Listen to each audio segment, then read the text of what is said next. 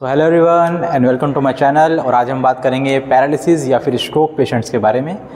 Paralysis के patients के लिए हमने पहले ही बहुत सारी अपनी वीडियोस बनाई हैं जिनमें हमने बेसिक प्रोसीजर सिखाया है कि आप किस किस तरह से पैरालिसिस के पेशेंट में लेग्स की और आर्म की रिकवरी कर सकते हैं और किस तरह से उनको डेली रूटीन में उठाना बैठाना खड़ा करना कर सकते हैं।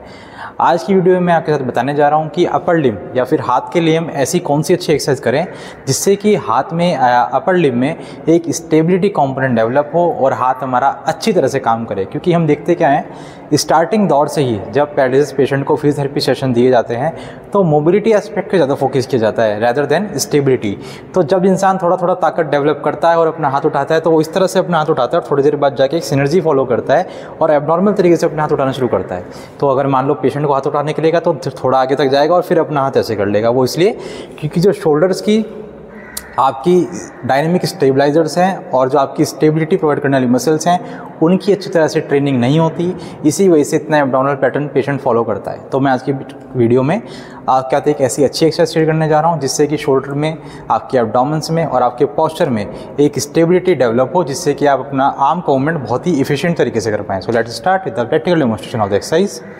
So for the practical demonstration the patient is in the standing position और हम मान लेते हैं कि हमें पेशेंट का जो राइट साइड वाला आर्म है इसको ट्रेन करना है, जिससे कि पेशेंट जब भी कोई स्किलफुल एक्टिविटी करे या रीचिंग की एक्टिविटी करे अपने हाथ से तो बहुत एफिशिएंट वे में कर पाए। करना क्या है, इसके लिए हमको सबसे पहले पेशेंट का जो अफेक्टेड साइड वाला हैंड है उस तरह से वॉल पे प्लेस कर लेना है और उसको स्लाइटली आउटवर्ड रोटेशन में रख के एल्बो का एक्सटेंशन में रखना है और पेशेंट को बोलना है यहाँ पे उसको मेंटेन करे पुश करके। इससे होगा क्या, लाइट टच रिस्पॉन्स एक्टिवेट होगा और कॉन्ट्रेक्चुअल हैंड रिस्पॉन्स जनरेट होगा पेशेंट के अफेक्टेड साइड आर्म में। उसके बाद हम पेशेंट को एक बॉल देंगे और उसको बोलेंगे कि उसको भी दीवार पे इस तरह से प्लेस कर ले वॉल पे।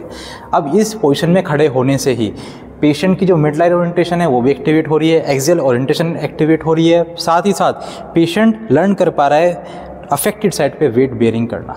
इसके बाद करना क्या है, पेशेंट को बोलना है कि वो नॉन अफेक्टेड साइड वाले हैंड से बॉल को इस तरह से ऊपर रोल करे, नीचे रोल करे, पूरा ऊपर ले जाइए, पूरा का पूरा ऊपर, पूरा ऊपर, पूरा ऊपर और पूरा नीचे लाइए। यहाँ पे ध्यान क्या रखना है कि पेशेंट को अपनी एल्बो को एक्सटेंड करके रखना है। आप चाहें तो सपोर्ट दे सकते हैं इस तरह से जिससे स्लिप ना हो या फिर एल्बो फ्लेक्स ना हो जाए। तो इस तरह से पूरा ले जाइए, वापस लेके आइए। अब बॉल को बाएं तरफ रोल कीजिए, बाएं तरफ और दाएं तरफ रोल कीजिए। ऐसा करने से हो क्या रहा है, पेशेंट स्टैंडिंग में अपना पोस्चर मेंटेन कर रहा है, साथ ही साथ अपने जो स्कैपुलर प्रोट्रैक्टर्स हैं उनको एक्टिवेट कर रहा है, एल्बो एक्सटेंसर को एक्टिवेट कर रहा है और आर्म के आउटर रोटेटर्स को एक्टिवेट कर रहा है। तो यहाँ पे हो क्या रहा है, पेशेंट का जो आर्म है वो क्लोज काइनेमेटिक चेन में है, कोई भी एबनॉर्मल सिनर्जी डेवलप नहीं हो रही और पेशेंट इस लाइन में आके अपने एल्बो को और शोल्डर को होल्ड करना सीख रहा है। आप यही पोजीशन वेरी कर सकते हैं। जब पेशेंट यहाँ पे अच्छा करने लग जाए तो आप पेशेंट के हाथ को थोड़ा सा और ऊपर ले जा सकते हैं इस तरह और फिर से इस तरह से होल्ड करा के फिर से यही एक्टिविटी करा सकते हैं, ऊपर नीचे दाएं बाएं।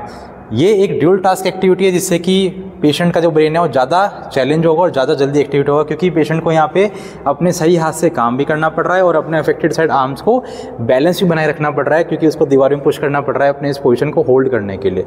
And relax. तो आप ये एक्सरसाइज पैरालिसिस के पेशेंट में जरूर ट्राई कीजिए।